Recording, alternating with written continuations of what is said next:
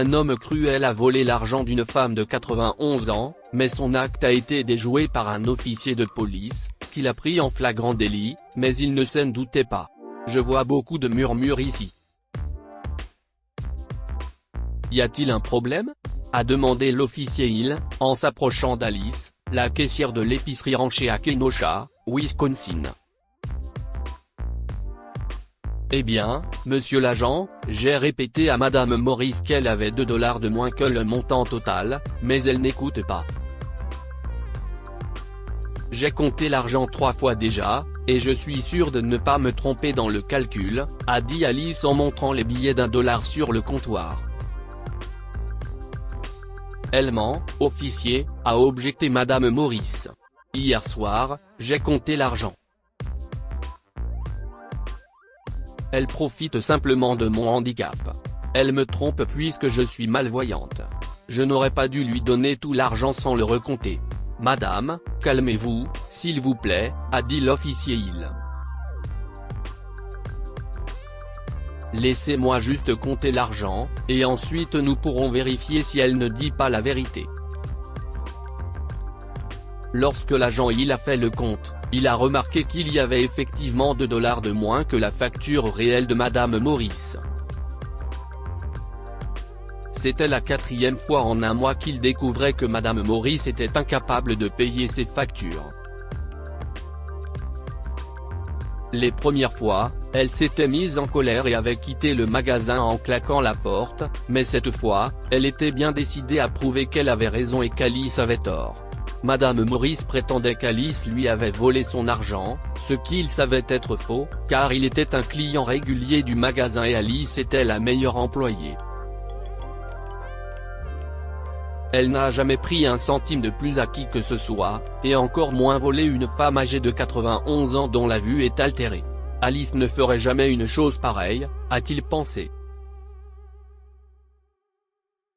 Cependant, pour désamorcer la situation, il a secrètement glissé 2 billets d'$1 sur le comptoir et a dit à Alice d'effacer la facture de madame Morris. Puis il escorta la femme âgée hors du magasin, son esprit s'interrogeant toujours sur la raison pour laquelle madame Morris était confrontée à ce problème à chaque fois. L'officier il était responsable des rondes dans le quartier où se trouvait l'épicerie.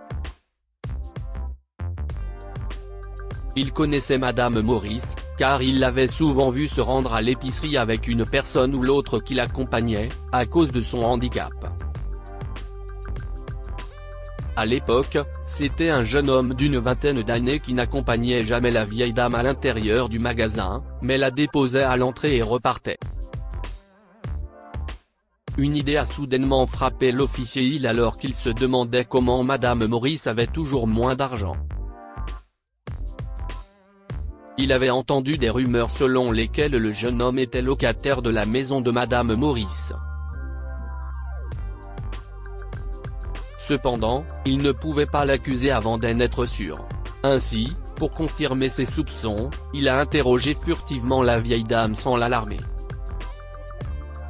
« Vous habitez dans ce quartier, madame ?» s'est-il inquiété, en faisant semblant de ne rien savoir d'elle.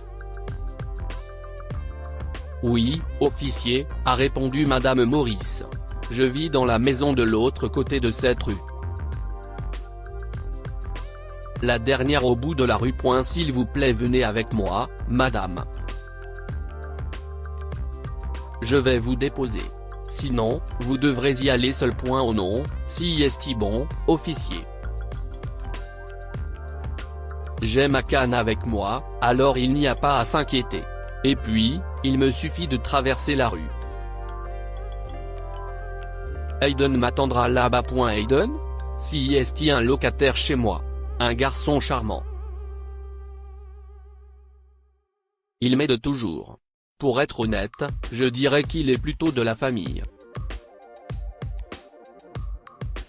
Mon fils reste à New York, et il ne vient jamais me voir. Grâce à Hayden, je ne me sens pas seul. De plus, j'ai besoin d'argent pour survivre, et il a accepté de payer le loyer que je demandais, donc je suis content de l'avoir.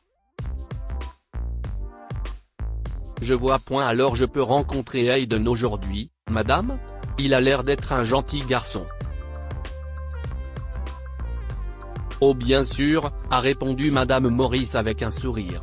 Hayden sera heureux de vous rencontrer. L'agent Hill a rendu le sourire à madame Morris, en élaborant un plan pour attraper le voleur. Il avait le pressentiment qu'Hayden était à l'origine du déficit d'argent inattendu de madame Morris, et si c'était le cas, il allait être rapidement découvert. Au fait, madame, ce qui s'est passé aujourd'hui dans le magasin n'était pas la faute d'Alice.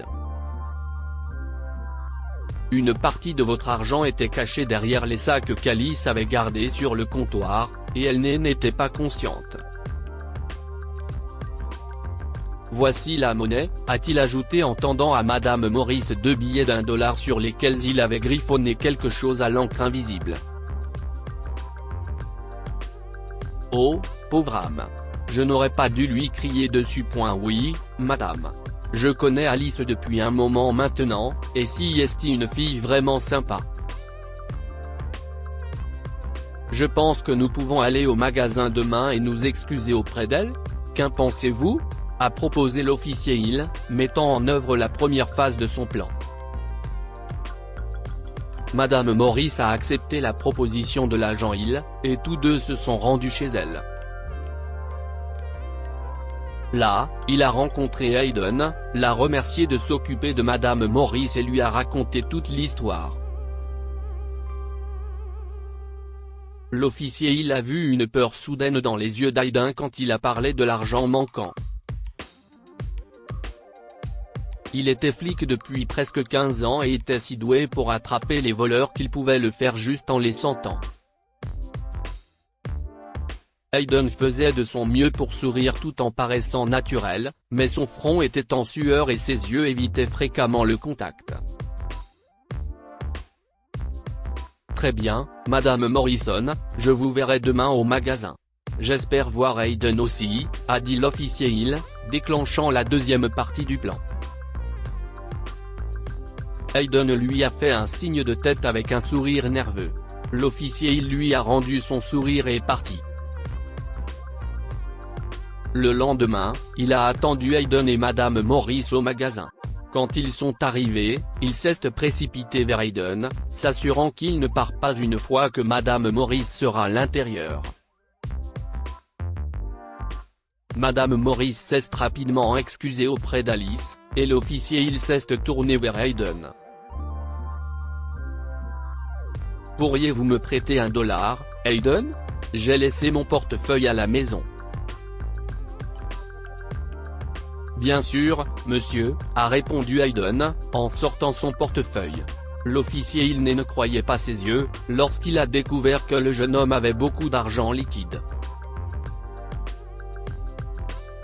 Il lui a arraché son portefeuille et l'a remis à Alice. Puis il a serré Hayden dans ses bras et a fait signe à Alice d'éteindre les lumières. Les clients ont commencé à murmurer. Hayden était perplexe. Qu'est-ce ce que vous faites? Rends-moi mon argent.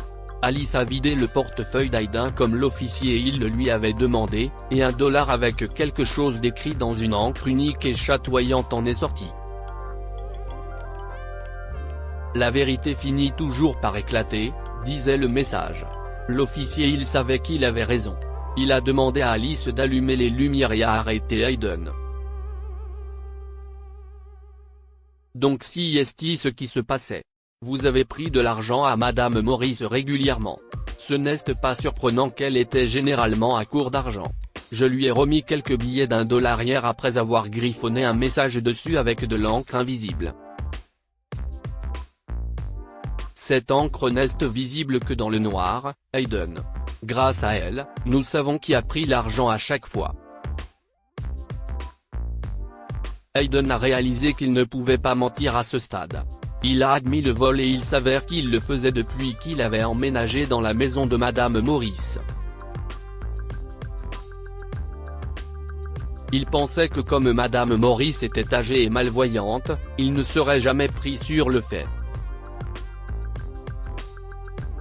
Madame Morris était stupéfaite d'avoir vécu avec un voleur pendant tout ce temps. Elle a remercié l'agent Hill pour son aide et s'est encore excusée auprès d'Alice d'avoir douté d'elle, se promettant que la prochaine fois qu'elle garderait un locataire, elle serait plus prudente. Que pouvons-nous apprendre de cette histoire? La vérité finit toujours par éclater. Hayden n'a jamais pensé qu'il se ferait prendre, mais cela est arrivé. Dieu aide toujours les nécessiteux. Madame Morris était presque aveugle, alors Hayden a essayé de la tromper. Mais Dieu est intervenu et a envoyé l'agent Hill pour la sauver d'Ayden. Lire aussi, une pauvre femme s'émeut en rencontrant un garçon aveugle sans abri qui ressemble comme deux gouttes d'eau à son fils. Cette histoire est inspirée par l'histoire d'un de nos lecteurs et écrite par un rédacteur professionnel. Toute ressemblance avec de véritables noms ou lieux est une pure coïncidence. Toutes les images sont utilisées uniquement à des fins d'illustration. Partagez votre histoire avec nous. Elle changera peut-être la vie de quelqu'un. Si vous souhaitez partager votre histoire, envoyez-nous un mail à info@amomama.com. Abonnez-vous à Amomama sur Google News.